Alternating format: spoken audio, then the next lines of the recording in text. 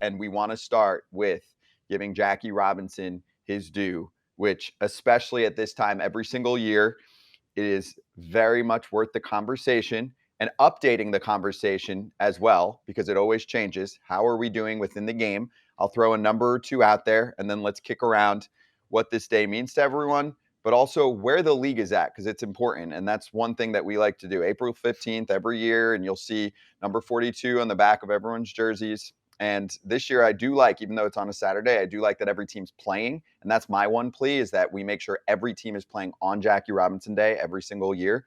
Schedule gurus get it figured out. But MLB's percentage of black players is the lowest since 1955. Only 6.1% of players on this year's opening day rosters are black. 58 out of 945 active players.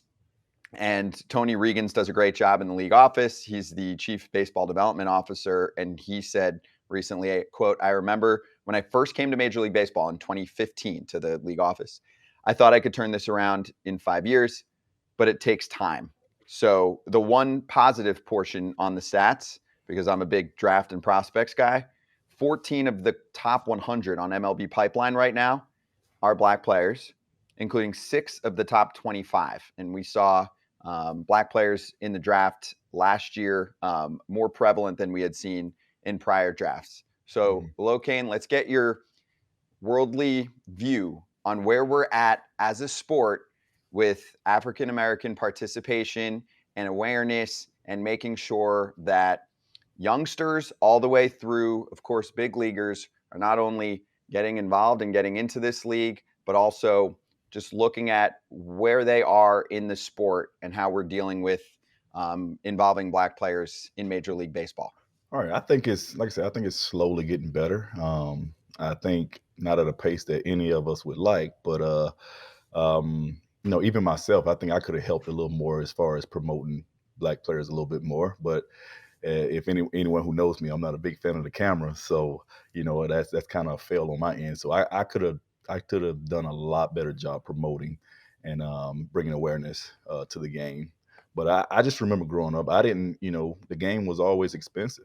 It's expensive to play, and bats and cleats and gloves and everything else. So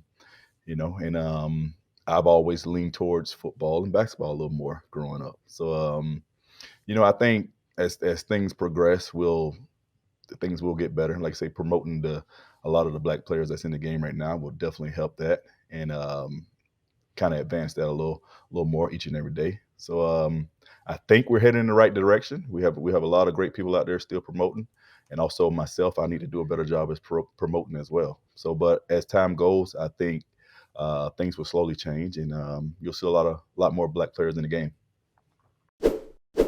It takes time. 6.1, that is terribly low. But like you said, the pipeline in the minor leagues is coming up. There's a lot of African Americans that have been drafted in the last couple of years. A lot more youths playing. At the end of the day, hopefully, colleges can increase the scholarships from 12.7, I believe, to just let it open like you do football. That 30, I mean, let's let 40 people in. Who cares? I think that would help a lot. Community colleges and college are very hard and very expensive. But it just takes time, and it takes awareness. It takes Mookie Betts getting, posting more. It takes the big prominent name, Jason Hayward. It takes the big prominent black African American guys posting more and just being more involved. And they have over the last few years, and they will continue over the next, hopefully, decades. And hopefully we get the number back up.